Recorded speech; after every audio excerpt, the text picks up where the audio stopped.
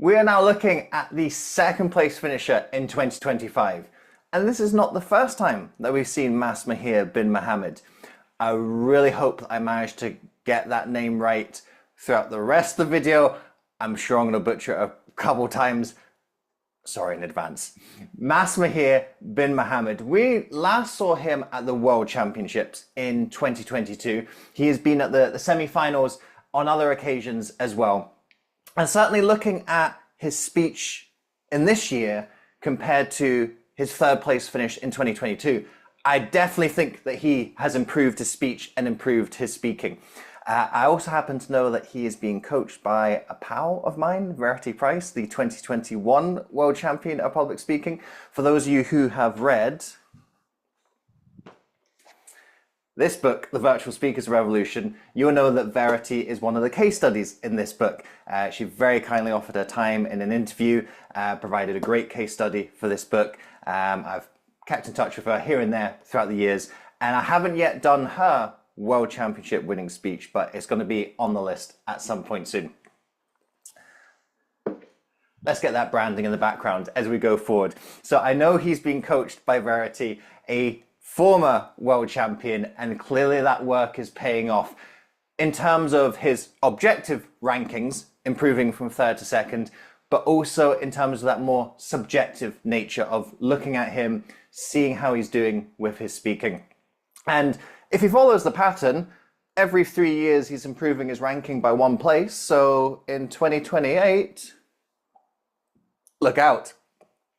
But let's look at the speech that he did this year, first of all.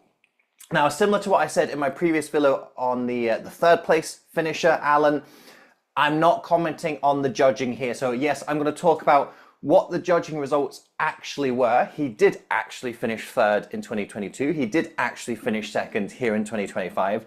I'm not going to say, should the order have been different? Should other people have been the top 3? Because there is no point doing any of that now. The World Championship has been concluded. The people who mattered on the day, the judges on the day, have made their decision. So this isn't talking about the judging results. This is talking about the speeches. Looking at the speeches and extrapolating what can we learn from these top 3 speeches. And also I'm going to offer a few suggestions for if they're going to be returning in the future, if they're going to be working on this speech in the future, if they're thinking about future speeches. I'm sure Mas Mahathir is thinking about it. You don't finish third and second and not start thinking about, let's go for first place. If he's going to continue working on his speeches in the future, he can't do this speech again because he's done it in the finals. You can't do a repeat speech now. But if he's thinking of working on speeches in the future, what type of suggestions could I offer that might help him to continue his speaking journey going forward? So before we launch into anything, my usual disclaimer, I'm looking at the footage provided by Toastmasters International. I do not claim ownership of the footage. The use of this footage is for informational and educational purposes only. And we have lots to learn from this speech, Raindrops by Mas Mahathir Bin Mohamad. Mas Mahathir Bin Mohamad. Raindrops. Not often that in an analysis video, I'll point out something that happens before the speaker has started speaking. But I wanted to focus on here. There have been a couple of quirky attempts that I've seen to use the speech title in some way to get a reaction out of the audience, to plant something, to anchor something. This is the first time that I've seen a title with a sound effect. Now, social media informs me, as I've been talking with other people in the Toastmaster community, that they have seen this done before, where a sound effect has been put into the title. I personally haven't seen it before. In terms of World Championship speeches that I've seen, the only other title gimmick, I guess, that I've seen was Aaron Beverly, who made a 49-word long title, I believe, and it has to get read out twice. So the title might be something that you don't necessarily think of in a speech. And when it comes to the World Championship of Public Speaking, you don't get scored on the title. There is no 1 point, 2 point, 3 points for how catchy or good or clever your title is. So it's an unofficial metric, but it is something you can think about using, thinking about, okay, what do I want to do with my title? How can my title set up the audience in some way, build a connection, prime them for something? So what we see here is that sound effect, and a sound effect can be quite a good anchor for something. If you think of the school bell at school, you just needed to hear that bell and you get that notion of excitement, don't you? Because the bell means something at school is ending, that class is ending, or you're off to lunch, or it's the end of the day. So if you think of the emotiveness of that sound effect, so that's what Mas Mahathir is attempting to do here with his title, is think, can he anchor that sound effect and use that to create an emotional reaction through the speech? Now, I certainly think that titles can be overthought at times. There's been times where I've been doing a contest speech. I'm going, I don't know what the title should be. There isn't an obvious title. And then I've tried to do clever things with the title. I had a speech this year. In fact, you can go back on my YouTube and look at it. It's my most recent humorous speech, one, the 2024 delayed into 2025 speech. And I came up with all these different iterations and I tried to make a joke out of the title. In the end, I just called it Three Bosses because that's what the speech was about. It was about three bosses. I didn't have anything cleverer or better that fit in. So I was like, right, okay, it's just going to be Three Bosses. So it's definitely easy to overthink a title. But if you can work something clever into a title, it might just set you up and prime you in a certain way for when you come onto stage. I had no idea how simple raindrops could change me. This is Mas Mahathir's first line. And in his first line, he sets that anchor gesture. So we already saw we had the sound effect in the title, and then we have the repetition of the sound effect in the very first line. And what Mas Mahathir is doing here is he's creating that anchor. And that anchor is going to be used later on in the speech to create an emotional reaction in the audience. So right from before he's on stage, he's thinking about, what am I wanting to set up through the rest of my speech? Starting with the title, starting with my first line, and building from there. I'm a self-absorbed 20-year-old who cares about me, myself, and money. Clever wordcraft here. What we've got here is we've got a cliche. Me, myself, and I is the way that the cliche traditionally goes. I love reinventing the cliche because when you use a cliche, the audience, they don't react to it because it's something that isn't novel, isn't exciting. It kind of goes in one ear and out the other, which ironically enough is also a cliche. But when you reinvent the cliche, you use the familiarity of the meaning from the cliche, but then you get that injection of novelty.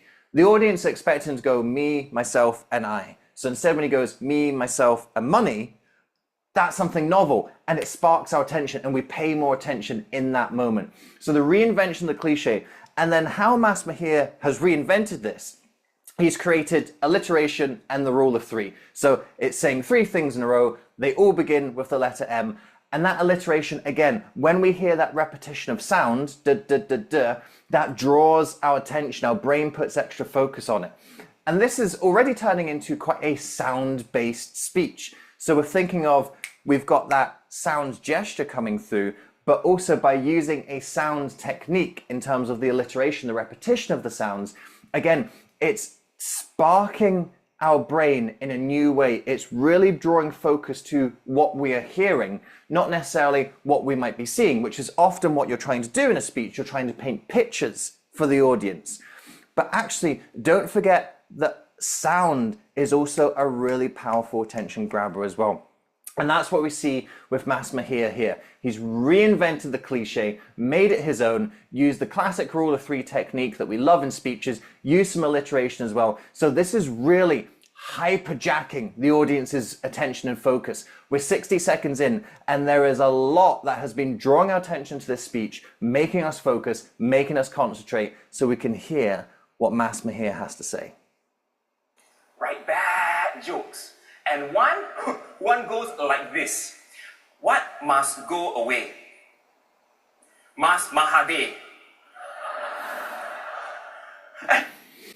Here we see some self-deprecating humor. If you want to build relatability and rapport with an audience, audiences don't like an overdog, they like an underdog. And if you can show that you're willing to take yourself off that pedestal, poke a little bit of fun at yourself, expose some flaws, failures, embarrassments, that makes you more human. That makes you more relatable. And that's what Mas Mahathir is doing here. He's building in that relatability, taking himself down a peg, putting in that self-deprecating humor, and he's also now creating this character dynamic between him and Ali. So we've got Ali, who is painted as the antagonist of this story. We've got Mas Mahathir as the protagonist, and here we see the antagonist on top in that power dynamic. What that then creates is we now have Mas Mahathir as the underdog, don't we? And what do we root for? We root for the underdog. We root for that power imbalance to change. And it's not going to go like this during the speech, but it is going to go like this and have that meeting of equals. But putting himself in that position, so he's not in this overdog position because we don't want him to be in charge here. We don't want to be rooting for a guy who's dominating and overbearing over some poor kid. That's not the story we want to have. But if we have some cheeky young rascal who's getting the better of Mas Mahathir through his wits, well, that is now a hero's arc that we can get behind. So clever to use the self-deprecating humor at this moment. Is also helping to build the character dynamics, creating that protagonist and antagonist, and that's going to create that narrative tension and narrative pull that goes through the rest of the speech. So I go tough on him. I flood Ali with homework. He drowns me with excuses. Here we have a juxtaposition of words. We've got flood and drown. So flood and drown have that similar association, both to do with water. But what we see here is there's this clash between the two of, again, it's that power dynamic between the protagonist and the antagonist. And I'm using these terms protagonist and antagonist. This doesn't necessarily mean the good guy and the bad guy. The protagonist is the central figure of the story. The antagonist is the opposing figure of the story. They expose the protagonist's flaws. They set the challenge for the protagonist. You know, an antagonist could actually be a mentor for the protagonist. So it's not a case of good guy or bad guy. It's more about thinking about the narrative forces that are coming into play. I should have said that earlier before you before you say, David's calling the little kid in this speech a villain. What a dick. That's not what I'm saying at all. This is about narrative power balance. And what we see is, we see that power balance crashing in of Mas Mahathir as the protagonist is trying to redress that power balance. He's going, right, I'm going to flood you with homework. But then he's got the opposing force of drowning coming back. So using that similarity in the language, we've got the association of the water, but using it in a way that demonstrates the clash between the two. There's a couple more examples that are coming one after the other here. So I'm going to break this segment up separately and look at each technique that Mas Mahathir is doing. But we're also going to look at what he's doing as a whole here. So let's listen to the next part. Push him to spell right. He puts up a fight. I say. So now we have a rhyming segment. So that first part, we had the association of meaning with the water-based vocabulary. Well, here now we've got rhyme. We've got write and we've got fight. So again, this is going back to this element of sound. Sound is this motif that's running through the speech that Mas Mahathir is really thinking about how his speech sounds.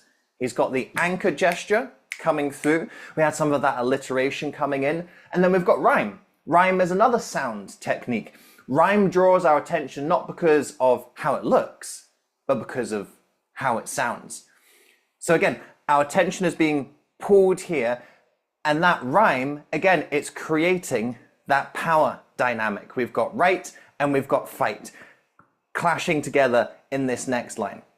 Let's look at what comes after this. I'll tell my mom about you. And he says, then I'll write more jokes about you. So now we have repetition being used to create that juxtaposition. The repetition of you. Again, this is a sound-based thing. We're hearing the same word, you, you. So that repetition draws our attention. When something happens more than once, our brains are drawn to it. And you can go all the way back in terms of the evolutionary reasons why this is. If the bush rustles once, maybe it's just the wind. If the bush rustles a couple times, maybe it's a predator, and we need to look at that. So our brains are wired to look for these patterns, look for repetition, because they give us clues about what might be going on in our environment. And here we see we've got that repetition again showing that power struggle between the two. You, you. This is what I'm going to do to you. This is what I'm going to do to you. And all of that, let's take a breath, all of that is a rule of three. We've got these three successive statements that use three separate techniques, but all together they illustrate the power struggle between the protagonist, Mas Mahathir, and the antagonist, Ali. So we've really got like a technique within a technique here. We've got this overall rule of three. The rule of three is a pattern. It draws our attention. It's the speaker's favorite technique. But in that rule of three, separate techniques are also being used. So this is the real layering of speechcraft that you have to think about when you get to this stage. Well, honestly, to get to this stage, you need to think about it. When you're at the World Championships, you are thinking about the layering of your techniques. Thinking not just, okay, what do I want to do here? And what's one technique that could help me do that? Are there layers of techniques that are going to help me to emphasize this point more strongly? Are going to help me to demonstrate this point more clearly?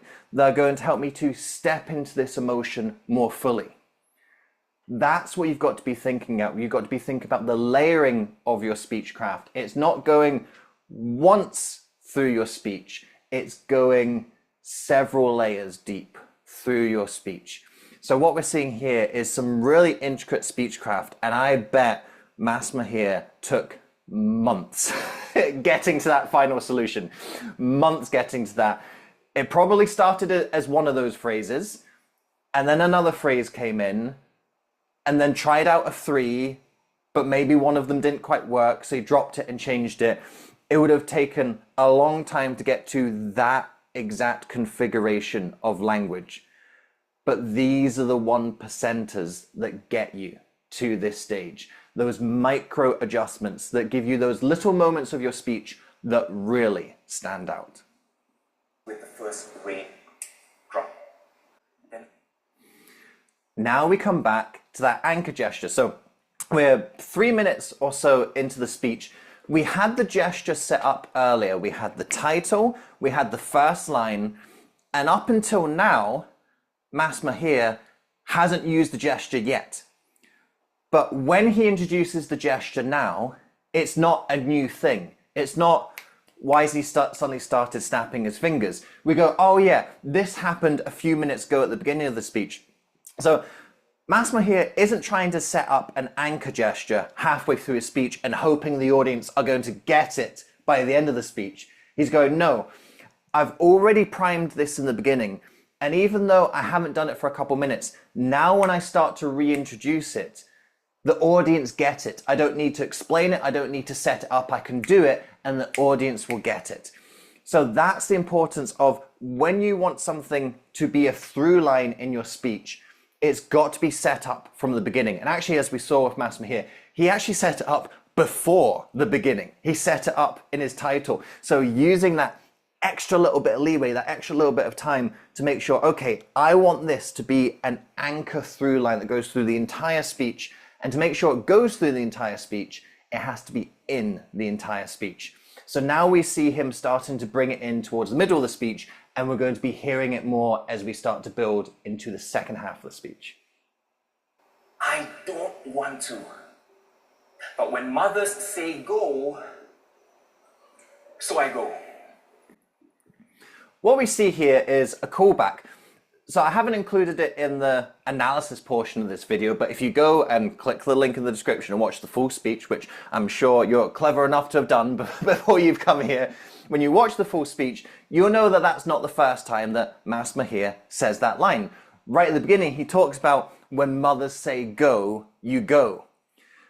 We then hear it again here, and that is a callback. That's creating this narrative bridge.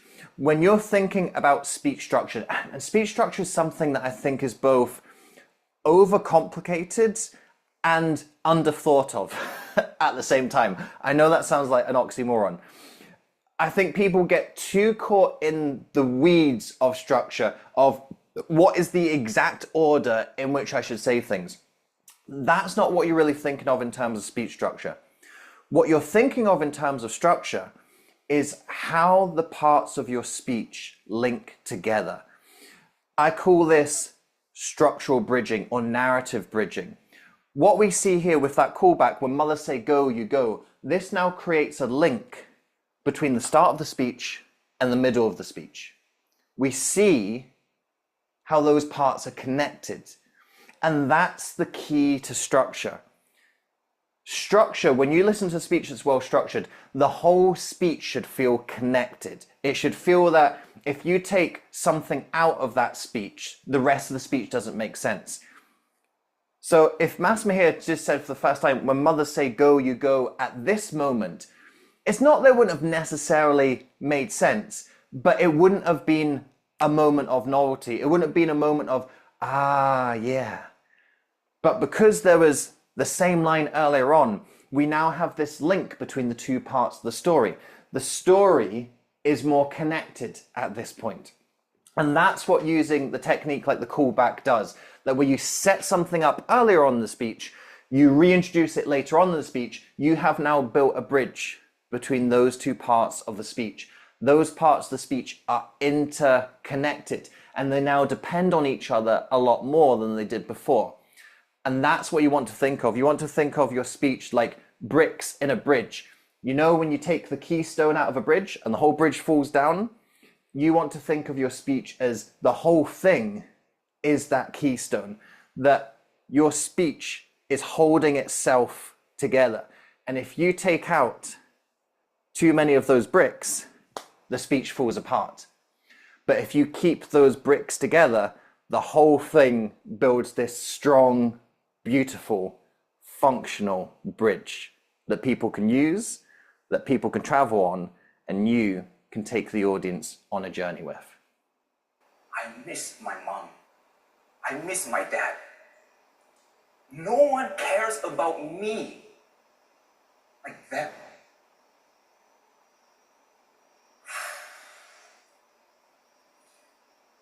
Those words flood me with shame. We see here that there is this deeper emotional part of the story. And what you see in this moment is that Mas Mahathir's body language becomes more understated. Now, I'll say this as a fellow big expressiveness person. Yes, that is the technical term. I'm someone who is quite expressive when I'm speaking in terms of my movement, in terms of my gestures, in terms of my expressions, and Mas Mahathir is as well. If you watch the rest of the speech, you can see there's a lot of movement. He uses big gestures. He has fast gestures as well. He moves between the gestures quite quickly. So saying this as someone who is a fellow over-expresser, perhaps some people might say, or a big expresser is the technical term. When we get to this softer, deeper emotion, you can't have that type of energy because it then doesn't match the seriousness and the poignancy of the emotion. So we see that that body language dials right down from Mas Mahathir. And when we talk about body language and speech, if you've watched my other videos, you know that I go on these rants about body language because people think that body language is this thing equals that thing. It's not. Body language is about the overall picture and the context that body language is found in. So when we're talking about being excited and jubilant, that big body language makes sense. It's in the right context. But when we're talking about grief, sorrow, shame,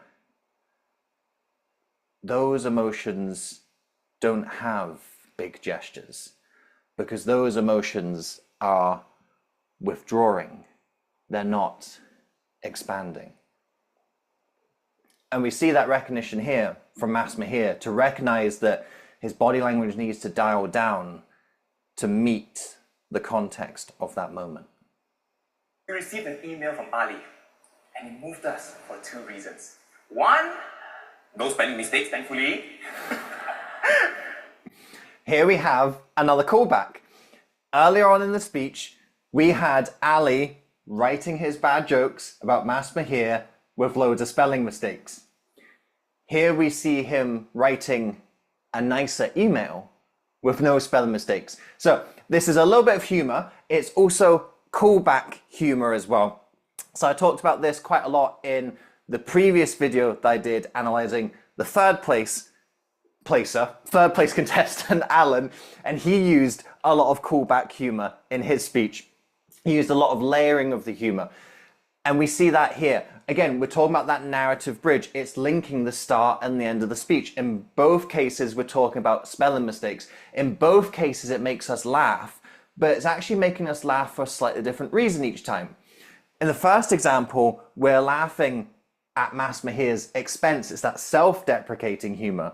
But here, we're actually laughing from a bit more of a kind of contented, aspirational place that, oh, isn't that funny that he made these spelling mistakes before, but now he no longer makes the spelling mistakes. So it's laughing at the same joke, but it's actually laughing with a different emotion attached to the joke, because we're in different parts of the story. We've actually got that character growth coming here. And that joke, first of all, is a little bit of a callback to link things together, gets a laugh out of the audience, but also it's showing the character development. When we're telling stories, stories are all about how characters develop. And I've talked about this protagonist-antagonist dynamic a lot. And in a story, both the protagonist and the antagonist develop. The way that they clash against each other causes that development and that change. You'll see that power dynamic between them shift. You'll see more of their virtues exposed or more of their flaws exposed. And here we see Ali as the antagonist. But as I said, this isn't a good guy, bad guy thing, because actually by the clashing of the power dynamics, it's made Mas Mahathir as the protagonist a better character by the end. But it's actually also made Ali as the antagonist a better character at the end. So although this just seems like kind of a cheap laugh and do you remember when you laughed at this earlier? There's actually a lot more that's going on here in terms of the structure, in terms of the character development, and in terms of the narrative and message of this speech. My friends, online and on-site, snap your fingers with me. So here we see kind of the accumulation of the anchor gesture, that now Mas Mahathir right at the end uses the anchor gesture as some audience participation, getting them engaged and them involved with it. We heard it as a sound effect in the title. We saw it as an anchor gesture throughout the speech. Now we are participating in it as the audience at the end. We are now buying into the message behind the sound. So this is a really clever development of this particular sound and this particular anchor throughout the speech. Mas Mahathir didn't come up onto stage after his title being read out and said, hey, snap your fingers, everyone, because we wouldn't have built that relationship with the anchor at this point. Mas Mahathir needed to build that anchor, prime us as to what that anchor means, so that when we engage with it at the end, when we have that interaction, it means more to us. And we start to integrate the message of the speech as we perform the anchor gesture. Getting your speech to the big occasion takes a lot of work and also a lot of help and support as well. I mentioned in the beginning of this video that I know for a fact that Mas Mahathir is coached by Verity Price, the former world champion in 2021. And if you feel that you're needing to get your speech ready for the big occasion, maybe it's the World Championship of Public Speaking, but maybe it's something else. Maybe it's the TEDx stage. Maybe it's that big national convention. Maybe it's that important pitch that you've got to do in a couple of months' time. If you've got a speech that needs to get ready for the big stage and you think you need some help and support to get it to where it needs to be, then I can come in and help you with my coaching services. I've put a link to my LinkedIn in the video description below. If you go to that, you send me a connection request, send me a message, let me know what you're working on with your speaking, what challenges that you're having, and also what are your aspirations for speaking? Where is it that you're wanting to go?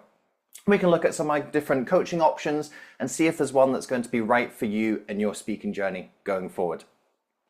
I'm now going to give you a little bit of a sample of what that coaching might look like as I look at some couple of suggestions for improvement with Mas Mahathir's speech. A couple of caveats in terms of how I'm approaching this. When I'm doing other speech analysis videos, I go into every little thing that I can see, and sometimes the improvement section is longer than the what can we learn from this speech section. When I'm analyzing fellow Toastmaster speeches, I do this slightly differently. The first reason for this is I always want to be respectful to the Toastmasters that I'm evaluating. Toastmasters, we're just regular, ordinary people. We're not the celebrities and the world leaders who are delivering some of the other speeches that I evaluate on this channel. So I always want to be mindful and respectful of them as a person and them as a fellow Toastmaster and also them as a fellow competitor in this international speech contest as well. The second reason for this is once you get to the World Championship of Public Speaking, you have put in so much work and effort to get here. You've worked on 2 speeches, you've worked on them for anywhere up to a year, probably, maybe even longer than that. There is months and months and months and months and months of work that go into these speeches. And when you've delivered this speech, the last thing you really want to hear is any more feedback on it. It's done, you've parked it, you've taken it to where it's going to go, and then you've got to rest and recharge after that. So Mas Mahathir, if he finds himself watching this, probably doesn't want to have a load more evaluation analysis thrown at him right now because he's taken the speech to where he wants to go, and that's it for the moment. The third reason that I want to be mindful of how I'm providing feedback is I'm a fellow competitor in this contest. Don't want to give the competition any ideas, but also I'm looking at someone who has finished ahead of me in this competition. Mas Mahathir, he's finished second in this year, he's finished third in the past, he's been to the semi-finals before, so this is someone who has gotten further than me in this contest. So for me to sit here and be like, you should have done this and I think you should have done that, I don't think that's very fair. So I'm coming at this as a fan of the contest, as a fellow Toastmaster, as a speech nerd, and that's the space that I want to go into this with. So with that in mind, the way that I'm evaluating any Toastmaster speech, I do it just the same as what I would do in a club meeting, giving 2 recommendations, one based on content, what's been said, one based on delivery, how it's been said. So let's look for Mas Mahathir when he's thinking of working on his speaking in the future, when he's thinking of what he might have done with this speech, what suggestions do I have for him? Let's take a look. And he yells back, "You!" and storms off to his room. So I storm off to the kitchen, Mom's cooking, and I say, "Mom, I am done with Ali, and why is he being so difficult?" So this is the first thing I want to look at. There were different examples throughout the speech, but I'm just going to focus on this one because I think it's going to help me to make my point. I said earlier on in the video that I am a fellow big expresser and at times an over expresser. So this is me looking at this, worry that this is one of the things that I need to think about and one of the things I'm conscious of. And maybe because I've made myself more conscious of it, I can spot it easier in other people. Mas Mahathir, as I said, is a big gesture, big expression, very expressive and does actually a lot of gestures, and they're fast. He moves between gestures quite quickly. And something that I've realized that when you are a big gesture and when you have big expression, you've got to be mindful of the times where actually less is more. And I think there's examples in this speech where I think Mas Mahathir is over expressive and over gesturing with what he's doing. And I wanted to pick out this example because I think it illustrates it. And not just necessarily in terms of doing too much gesturing, but more importantly, I think the gestures and the body language not being congruent. And again, that was something that I said earlier in the video of the key thing about body language. It's not what you're doing, it's the context in which you're doing it. So to pick up the first example, Mas Mahathir talks about Ali storming away. And that for me was too controlled a gesture. A storm doesn't go like this. A storm goes like this. A storm is chaotic, it's erratic. And that to me, it looked too controlled, too practiced. It didn't match a storm. Now, if he was talking about something else, if he was talking about a streamlined vehicle, well, that would make more sense. So again, it's not necessarily about the gesture itself, it's about the congruence, about how it looks. So for me, that gesture, it felt out of place, and it felt like that was a controlled, rehearsed gesture rather than a natural extension of, if you're talking about a storm is chaotic, erratic. You shouldn't actually know what you're going to do until you do it. That's a storm. And then the second example I wanted to come to is when he's talking about he's talking to his mum here, and he's talking about Ali being difficult. And there's this kind of, why is Ali being so difficult? And that to me, I looked at that and I thought, is that how you said that to your mum at the time? Because that to me, it looked like acting. Now, I am absolutely one for amateur dramatics, and I love some amateur dramatics. You'll see it in my speeches all the time.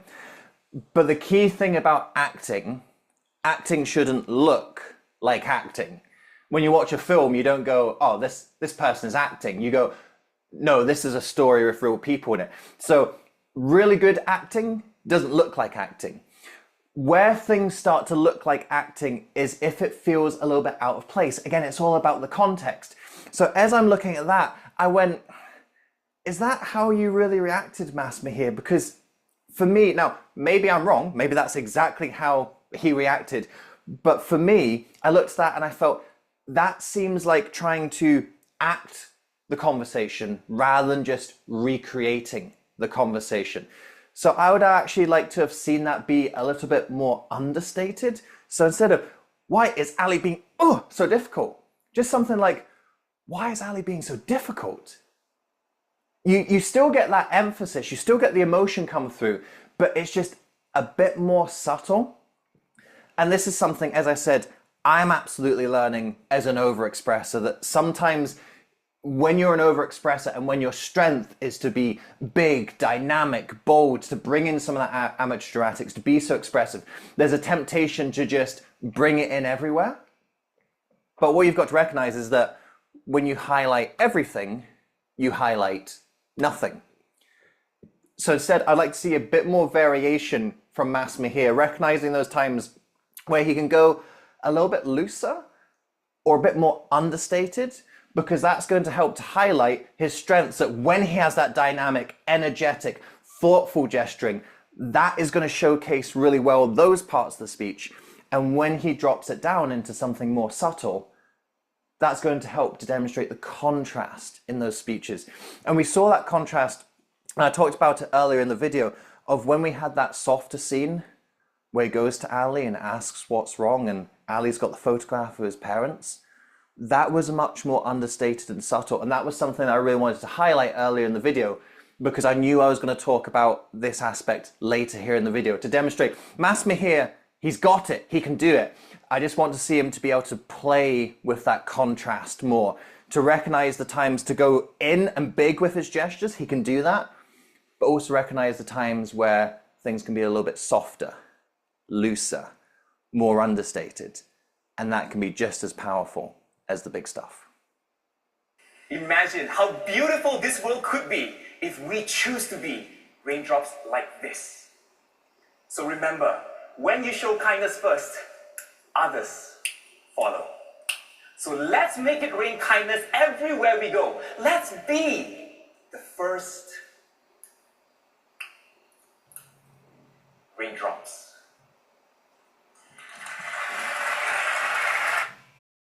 When I was listening to this the first time, I had the false ending phenomenon. When you are listening to a speech, it should be clear when the final line is the final line. There is an energetic journey that you take the audience on. There is a narrative journey you take the audience on. And that final line, it should just be, oh, yes, exactly. That sums it up. You know, something like, frankly, my dear, I don't give a damn. Like, that is just, oh, you just know that's the final line. You know, energetically, narratively, it has taken you to that point. When Mas Mahathir finished, I felt, oh, yes, right, this is it. But then he kept on speaking. I went, oh, okay, right, okay, this is it. And then he kept on speaking. So I had these 3 moments. He does his audience interaction, and I was like, great, you're engaging the audience. And I was like, this is when you do the mic drop. This is when you hit that final line. You've pulled them in, and they're ready to hear that one final message. But instead, you can kind of hear there's 3 final messages that come in. It's a bit like my favorite film, Lord of the Rings. Lord of the Rings, Return of the King. Fantastic story, but it really has 6 different endings. You go, okay, this is the end. No, this is the end. No, this is the end. So I think what I'd like to see Mas Mahathir do here is just tidy up this ending, do his audience interaction, and then hit one killer line. And then I think his last one is the best one. And I think that's where you have the call to action. So he gets everyone doing those raindrops. So people hear the raindrops. They have all this emotive and narrative association that Mas Mahathir has built up until this point. And then what I'll be finishing with, you have the audience interaction, and then just be, will you be that first raindrop? Boom, done, finish. There's your call to action. There is your energetic finish. There is your narrative finish. And then the audience are left on that crescendo rather than having a peak and a drop, a peak and a drop, a peak and a drop. So just a little bit of a false ending situation here. Sometimes when you're working on a speech, you can try to do so much with it, and you go, oh, well, this is what I want them to take away from it. I want them to take away this as well. And then you're trying to build that ending to a crescendo, and you think, oh, I've got to really ramp this up. And sometimes actually you've done the ramping up already. And I think Mas Mahathir had done the ramping up already. He'd got that energetic buy-in from the audience, and he just needed to send it home at that point. So just a little bit of sharpening up here, especially when you're doing the World Championship of Public Speaking. You've only got 7 minutes 30. Any time that you can take material out of your speech, that is an absolute blessing. When there is things in that speech that you don't need, you're so pushed for time, you're so pushed for content, fantastic, take that out. And then you can let some other parts of the speech breathe more. Some of those emotional points can go deeper. Some of those questions can be reflected upon for longer. So I think Mas Mahathir has got a fantastic opportunity here at this point in the speech to save himself some content, dial that out, and then it allows him to get a little bit more focus elsewhere in his speech. And I'm sure we're going to see Mas Mahathir speaking again. He's been at these World Championships enough. I get a really strong feeling this is not going to be the last analysis video that I do on him. You can see his speaking is growing and progressing from his previous placing to this placing. He's got a fantastic coach in Verity who's helping him along. I'm sure he's going to be back, and I look forward to seeing what he can come up with.